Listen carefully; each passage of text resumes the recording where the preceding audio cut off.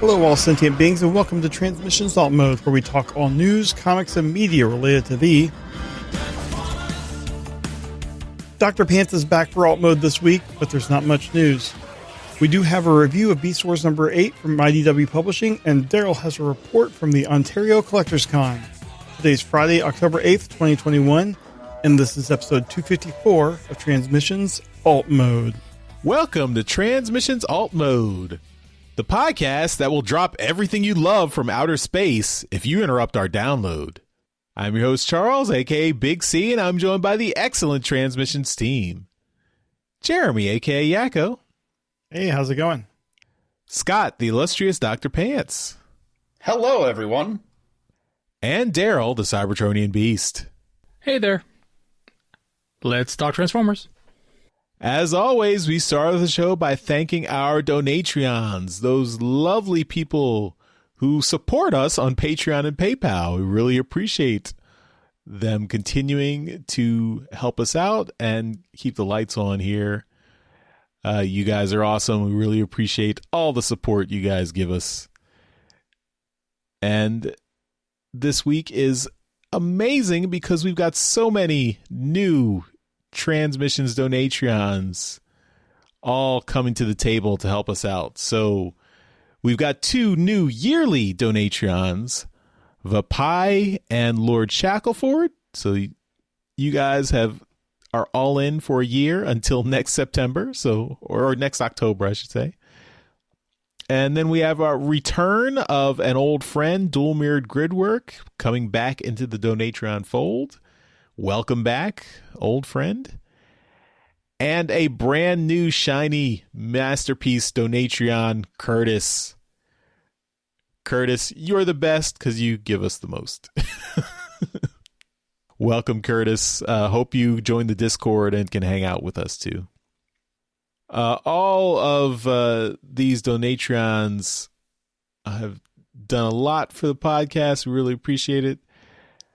And they've got the next exclusive episode of our Empire of Rush Transmissions collaboration coming up this week. So we had the first episode, The Rabbit, the Winch, and the Wardrobe. Now we have episode 2 of this 6-parter, and this is Le Mort de Shatter. And this is exclusively available to our Donatrons. It will be coming on October 11th. So next Monday, you'll have that episode, the episode 2. So not long to wait.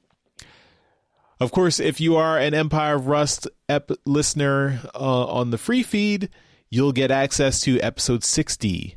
Patient. So that's the regular episode 60 that will be up on the free feed on Monday, October 11th as well. So check those out.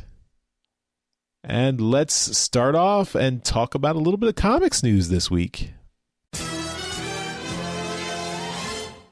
So just one item in comics news, but I did want to highlight this because it's one of our friends who has joined the Transmissions Discord. So artist Anna Malkova, who has joined the Transmissions Discord this week, and she is the regular artist on the main Transformers comic series.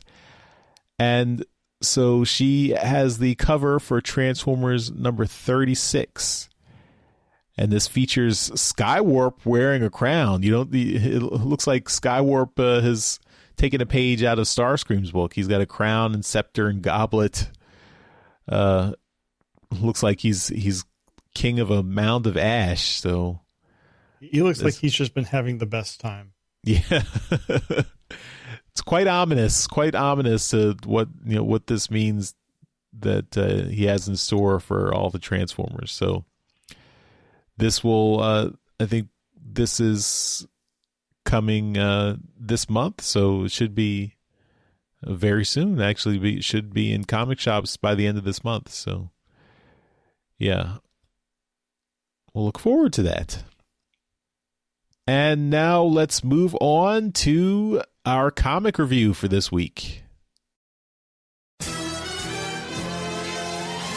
Well, if Dr. Pants is on, that means we're doing Beast Wars. Yay! So we're looking at Beast Wars issue number 8. This is titled Pod Part 2. This book was written by Eric Burnham, art by friend of the show Winston Chan, colors by Sid Van Blue, letters by J. Kim Wood. Assistant editor is Riley Farmer. The editor is Jasmine Joyner. Supervising editor is David Marriott. So there are 3 covers. Cover A has an Optimus versus Megatron battle by friend of the show Andrew Griffith. Cover B is a very stylized Black Arachnia with heads of the various Maximal characters. And this is by Martin G. And then the retailer incentive is Black Arachnia and Tarantulas, looks like against all of the other Maximals, and it's kind of stylized, but looks kind of like pencil sketch, maybe colored pencils. I don't know. That's the feeling I get from it. And this is by Ryan Miller. So, Dr. Pants, let's start with you. Which of the 3 is your favorite? Whew. So it's a toss-up between cover A and cover B. Cover A looks absolutely amazing. Such a great job on that. It looks really, really cool. But I might throw it to cover B. I kind of love a really nice stylized cover, and this one looks really, really cool. Honestly, this cover, I wouldn't mind like a print of this. I love the style that's going on, and I don't know what else to say about it. It tickles me the right way that I pick it. It looks really, really cool. Awesome. Darryl, as the number one Beast Wars fan, which one of these do you like? Well, I believe I got the cover A, Andrew Griffith's cover, and I'm gonna go with that one. That's the one I like. But I gotta say, every time I look at it, it looks like Megatron's got 2 rows of front teeth. I can't unsee it. It's, it. Oh, I see that. But that's it. Everything else on the cover looks fantastic. I really like Andrew's cover, and that's why I bought it. But every time I look at it, all I see are these 2 rows of teeth. Well, maybe he's like a shark, where don't they keep growing different rows of teeth? They must. Teeth fall out. All right, Charles, which one of these do you like? I'm going to go with cover B. I like the stylized design there. That's by Martin G. And I like the fact that it actually is referencing the issue. So I do really like Andrew's cover with Optimus Primal and Megatron, but that doesn't happen in the issue. Megatron's not even in this issue. So that's a pet peeve of mine, is that the cover shouldn't lie about what's inside. Mm-hmm. I really like that Black Arachnia image, the stylized image by Martin G. Awesome. Yeah, and I have to agree. I think Andrew's cover is really great, but I am a sucker for these stylized kind of pop art type covers. And this one is just fantastic. And like you said, it references the actual content of the book. So cover B is my pick as well. All right, on to the summary here. On the Axelon, Optimus Prime is having problems reaching Cheetor, and Rhinox doesn't really think much of it, but Nyx is worried. So they check the computer systems to see where he is, and Cheetor is in a back part of the ship and hasn't moved. And they're like, he has never stayed in one place for very long at all. So they go investigate, and they find that he has been captured and he is trapped in webbing, which they don't know what that is. And then when they free him, he shouts that a Predacon did it, and Rhinox says that's not possible. Predacon can't get through our shields. And Primal quickly realizes that it could have been a protoform from the stasis pod. The protoforms were based on Maximals, or they were originally, Maximal protoforms, so they could get through. And Rat Trap remembers that Tarantulas was doing something with the computer systems. And then Primal orders the ship to search for any other maximal energy signatures, and the computer has locked him out. So Black Arachnia is already hacked into the system. So they split up to find her, and she's already in charge of all the security systems. She is hacking into the ship, trying to get files downloaded, but she realizes she's not going to be able to get all the files that she wants. So she instead decides to connect to the stasis pods and upload the Predacon code that corrupted her systems, and tries to turn every protoform into Predacons. And she's not completely successful because Rhinox finds her. And at that point, before he can stop it, she's infected 51% of the stasis pods. And also, she's triggered a landing of every stasis pod. So Rhinox tells Optimus what happened. And unfortunately, the ship is still locked, and under security protocols. Optimus orders them to try to find and capture this saboteur that they don't really know who she is yet. And then they all converge in the armory, and they think they're finding her, and then Dinobot sees movement and tackles Cheetor.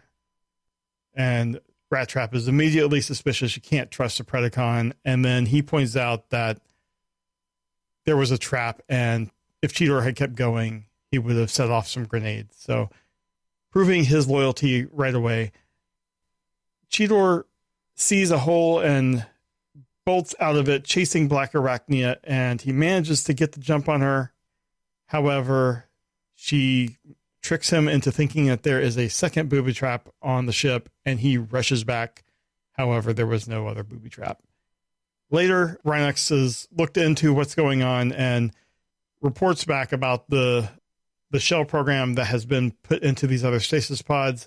And Optimus says that now they need to not do what they normally do, and they're going to take the battle to the Predacons directly and attack them at their base.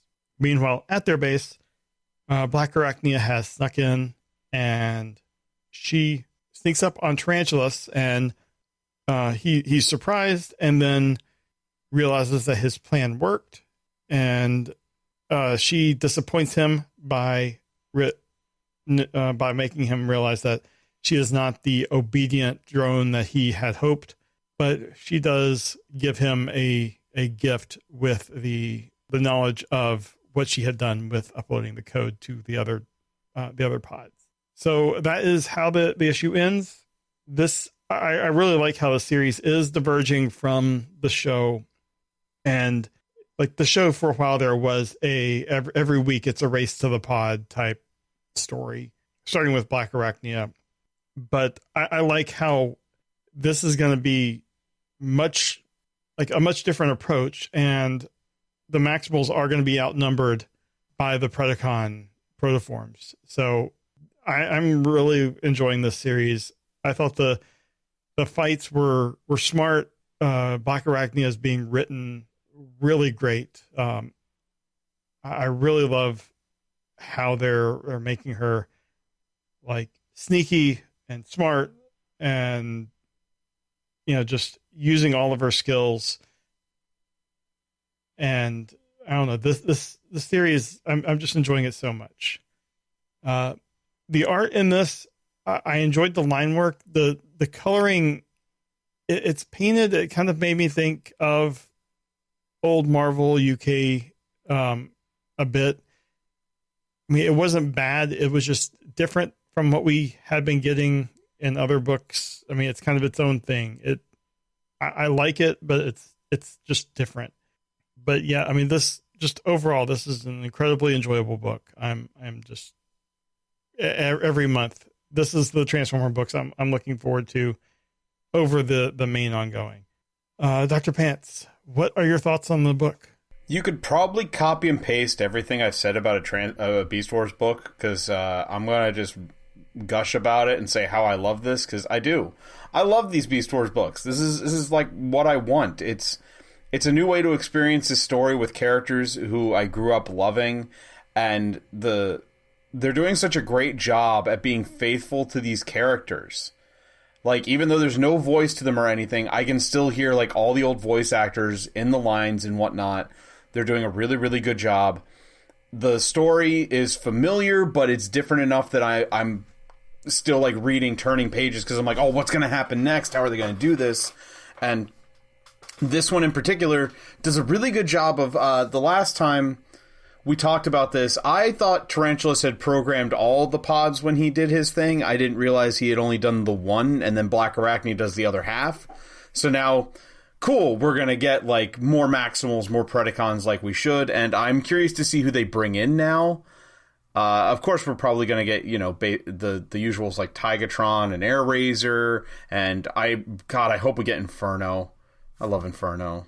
Oh, you know Inferno's coming. He better. He's like one of the best parts of the show. I'd be curious to see them go outside the box and maybe do some of the other characters that that had figures that we never saw. Like, give me a Cyber Shark. That would be cool. Maybe a certain figure that Darryl showed off on trips to the store this week. Maybe. With a clock. Maybe, but that might go just a bit too far. But all this is cool. I think the only problem I had was the very last confrontation between Cheetor and Black Arachnia. The very last bit where she says, oh, there were 2 traps, and Cheetor's like, there's a second one, I have to tell everyone, and he rushes off.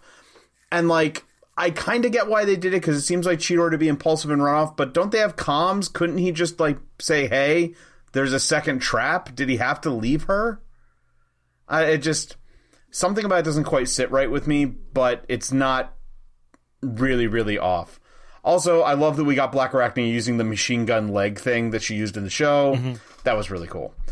Otherwise, it's great. It's really, really great. The artwork is really good, and I agree with you. The line work is really good, and I now realize that what bothers me about this particular art is the coloring.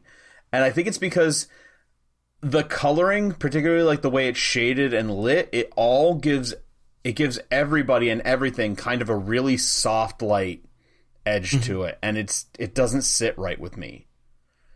But it's good art. It's not my favorite style, but it is good, and I'm enjoying the book. And also, Waspinator asleep against the wall cuddling a tiny teddy bear is adorable. Yeah. I was just looking at that panel. That didn't need to be there. It was just nice. Yeah. Darryl, what are your thoughts?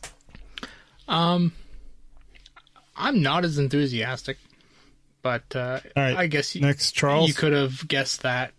I kind of got taken out of the story right off the bat when everything got brought to, they all kind of gathered up and said they're trying to figure out what was going on, and the first suggestion was exactly what happened.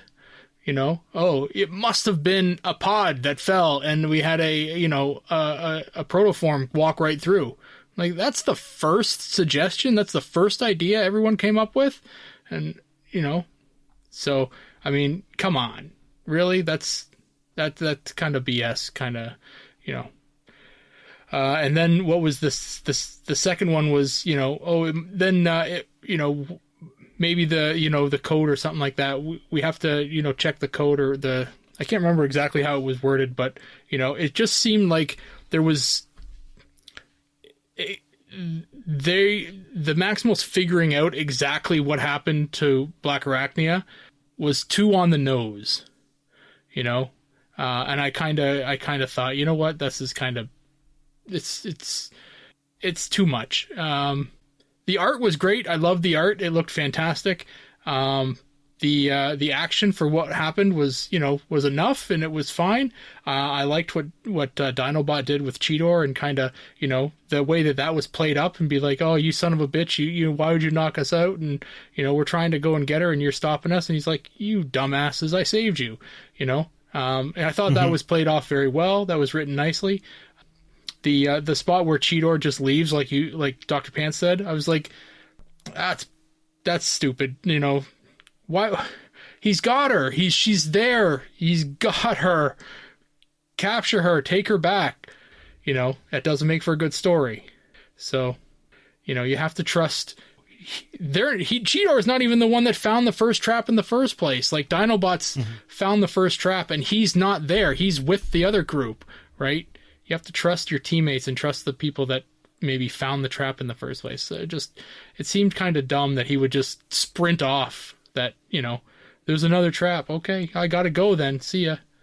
So there was a couple things in the story that just pulled me out. Like, they just seemed like it wasn't logical that any character in that position would do that. But all in all, I thought it was a good enough book. The art really does help it for me. If the art was kind of crappy, I wouldn't be enjoying it as much. But it's Beast Wars, so it's that's something. Awesome. And Charles. So I thought this was a good issue for me. I think the artwork was really nice. Winston is keeps improving with his Beast Wars characters. I think this is it's evokes the memory of the character models from the original show, but the art style is much more I would say, like, painterly, I guess. And I guess that's also down to the coloring too. I think so. The colors from Sid Venblue do a nice compliment to the line art here. I do like Black Arachnia pretty much owns the whole Maximal team, and it's of course the whole getting exactly 50% of the protoforms corrupted. So now we've got enough characters to bolster both teams. So no team gets the full advantage of the protoform. So we get exactly half Predacons and half Maximals. So that's that's nice for future stories. Mm-hmm. I do think their ship security is pretty terrible. Like, I don't understand why their ship is so lenient to any unknown bots that come in contact. You would think that they said in the previous issue that it was when Dinobot couldn't get through, it was because the shields would allow any Maximals to go through, and they had to adjust it to allow for Dinobot. And all the protoforms are Maximals until they're corrupted. Yeah, but I still think that's lenient. I think at the very least, if they know, okay, you're on a new planet, Maximal protoforms are coming online, they should get, at the very least, you should alert the crew, hey, there's a new Maximal coming in. You should greet them. You shouldn't just say, right, I'll just let the Maximal in and not alert the crew. So that seemed weird. They did mention in previous issues that the shields were damaged during everything. Is it possible that there's still just parts of it that are damaged and they can't repair what would make them as safe as possible, and it's just there are some gaps in it? I guess, but that seems like I would say that's like a security subroutine or something. it doesn't seem like it seems like a software issue, not a hardware issue, which I would say that should be more fixable than at least as it's presented here. But yeah, other than that's my minor nitpick of suspension of disbelief. But I think I liked Black Arachnia webbing up Cheetor in the in the Energon web. I thought that was cool. And then Cheetor, we've got a little bit of a rivalry now. I'm sure Cheetor is not going to forget Black Arachnia, taking advantage of him. So that sets up future stories pretty well. And I also like Black Arachnia not. Tarantula's like, oh yes, my code worked. Now you're my slave, and she's like, no, I'm not.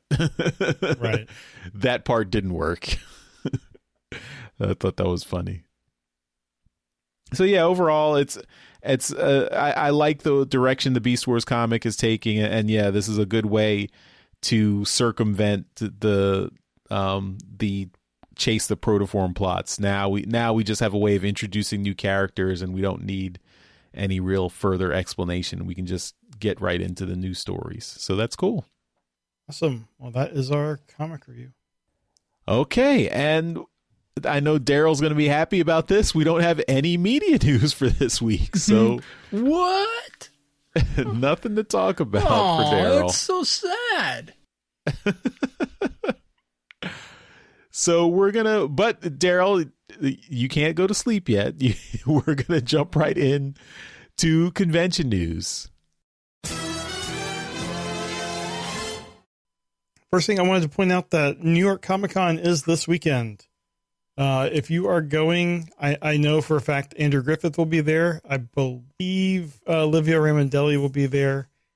So if you talk to them, say we say hey, and if you buy any art, tag us on Twitter or post a picture of it. We'd love to see it.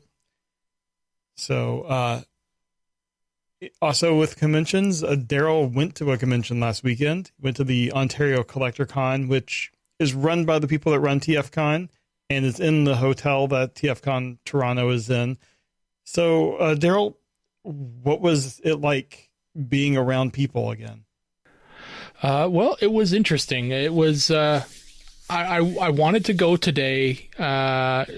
So we're recording this on Sunday. So it was today that I went to that show, and, I wanted to go to the show because with it being the same hotel that TFCon Toronto is run in, and with TFCon being pushed back to December, I was very curious to see what the hotel was going to do, what kind of procedures they were going to have in place, what type of how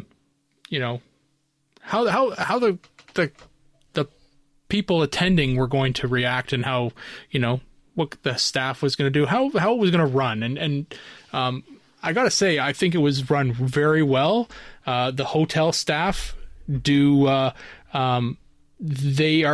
they're not really seen very much, but they are the first people you have to deal with when you arrive. So there were 3 checkpoints that you had to hit before you even got into a dealer room. So first thing when I arrived, I had to go into the main entrance, and anyone who's been to that hotel knows the big main entrance with the large rotating door. And you go in there and you're greeted by the hotel staff, and that's where they would check any kind of vaccine passport, anything like that. So you would have your vaccination status confirmed at that point. Were they requiring vaccines for the show? I think so. I think they were requiring it because any kind of mass gatherings in Ontario right now are required vaccines. Yeah. Okay. So to be in the hotel, yeah, you were required to have it. Yeah. So then from there you followed all the arrows. Everything's all laid out, and you really can only go one direction. You go down to the basement, where you are into a room that's very rarely used for TFCons, but sometimes is. But it's set up, and you go in there to buy your tickets to get into the event. And they have it, that's all kind of laid out, and you get in there, and you had a couple stations to do that, and you would buy your ticket, and you can also, if you wanted to, fill out the form for the draw or the raffle, and you can do that all there. I neglected to mention, once you are cleared at the hotel with the hotel staff at the main entrance, they give you an armband, a wristband, and that's a specific color to say that you've checked in there. Once you've paid, you then get your second wristband. So you're running 2 wristbands, and then so once you're paid, then you have to go and join. What I had to do was join the line to actually enter the convention or the hall, and then you sit there and you wait for your turn to get in. So there was a capacity limit, and every so often a member of the staff would come down and bring in a certain number of people, and you kind of wait, and hopefully if you're there with somebody that you you can chat with, and the time goes by a lot faster. Luckily enough, I was there with Mystic Marvels, and we enjoyed chatting with each other. We hadn't seen each other in a couple of years, so it was nice to see him and catch up. But once we entered the hotel again, because that line actually was outside, but I can imagine in December it might be inside. But yeah, so once you enter there, you follow it up, and then now you've got to go. Now you can enter the convention dealer rooms, and they did have it broken up into two dealer rooms. So the main dealer room that everyone's familiar with was still the functioning dealer room. That little side hallway where the windows are, that was working as well. But they did also use the room that generally is used for panels as a dealer room. So you could, once you were done in the one room, you could go into the other room and check out more stuff. The biggest difference, though, that you would probably recognize by attending one of these shows is that the tables were spaced out considerably. So generally, if you're walking around a TFCon, you're probably bumping into people, definitely getting hit with backpacks and other things getting pushed around and stuff like that. There was so much space to walk around in that dealer room. So it's that's the necessity of the second dealer room was by they eliminated a lot of tables in that main room, but it really made it easy to distance from other people in that main room, which was good. So yeah, but it was an interesting experience being back into that hotel, into that dealer room. They made it a really comfortable experience, and I think it's going to run well. Everyone had their masks on. Masks were absolutely mandatory for that event, and they had people. I was pretty sure I could see people walking around that were just kind of making sure everyone kept their masks on. But yeah, it was run very, very well, and I never saw anybody complain about not having or having to wear a mask. I never saw anyone getting into any arguments with anybody else about the masks or anything, any of the policies. They had capacity limits for rooms. So generally, if we left one of the rooms and went to get into another room, we got stopped and said, we got to wait for a couple people to leave so that we can, go back to the room. Fine. No big worry. It's not like we're really, missing something because we're not in there. We don't know what we're looking for anyway, but yeah, it was good. We had a great time, and it made me a lot more comfortable about the December show, and should kind of help people rest a little easier about the Baltimore show as well. Great. Did it seem like the number of dealers was like significantly less than normal? No, it wasn't.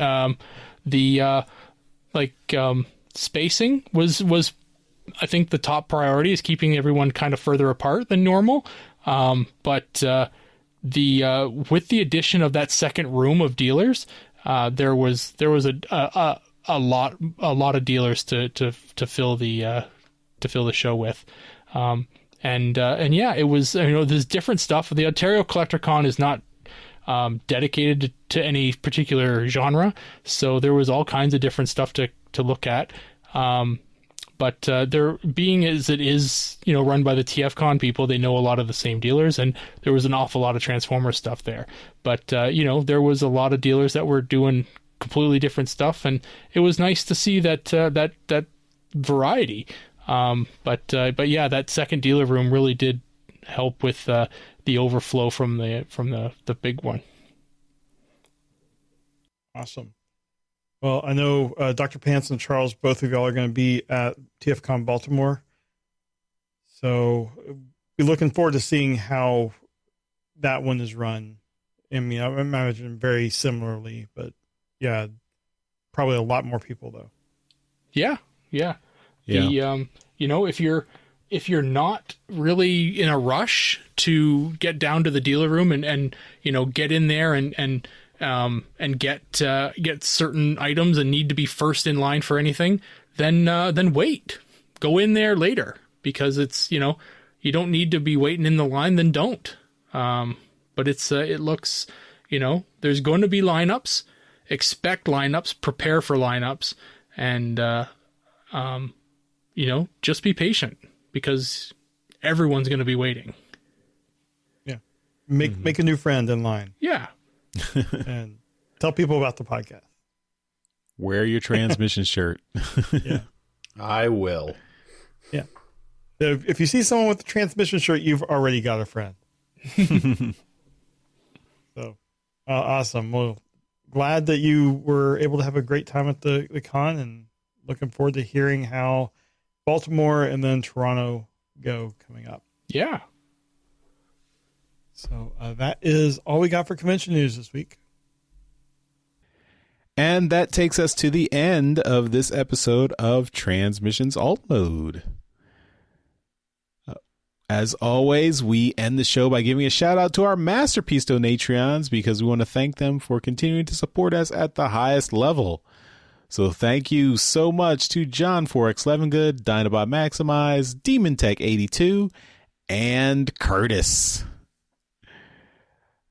Also, if you want to support us another way, you can buy merchandise from our TeePublic store. That's at transmissionspodcast.com/shop. Got lots of awesome shirts, masks, and other merchandise. Masks are going to be mandatory at TFCon Baltimore, so might want to check out some of our cool Transmissions themed masks. And I'll be wearing mine when I get there. All right, Dr. Pants, thanks for joining us this week. Why don't you tell everyone where they can find your stuff online? It's always a pleasure when it's a Transmissions week, because it's also a Beast Wars week then. But you can find me and all my friends doing the Nerdstradamus thing at nerdstradamus.com. Or if you want to hit up the Nerdstradamus YouTube channel, you can find us on there. Subscribe to us for all your nerdy needs, I guess. But hey, it's Friday, so that means tonight around 7 p.m. Eastern Standard Time, you can tune into our YouTube channel. We will be streaming something. Today's the day Metroid Dread came out, so maybe we're streaming that. I don't know. That's a future Dr. Pants decision. We wish future Dr. Pants well. Me too. He's got a lot to live up to. Thanks, everyone, for listening, and we will see you next time. Bye-bye. Bye. See ya. Later. Thank you for listening to this episode of Transmissions. If you'd like to join the conversation, travel to our Discord channel at transmissionspodcast.com/Discord. Want some cool transmission swag? Feast your eyes on our transmissions gear at transmissionspodcast.com/shop. If you'd like to support our podcast, go to transmissionspodcast.com/support or tell your friends about our show. We'll see you next time.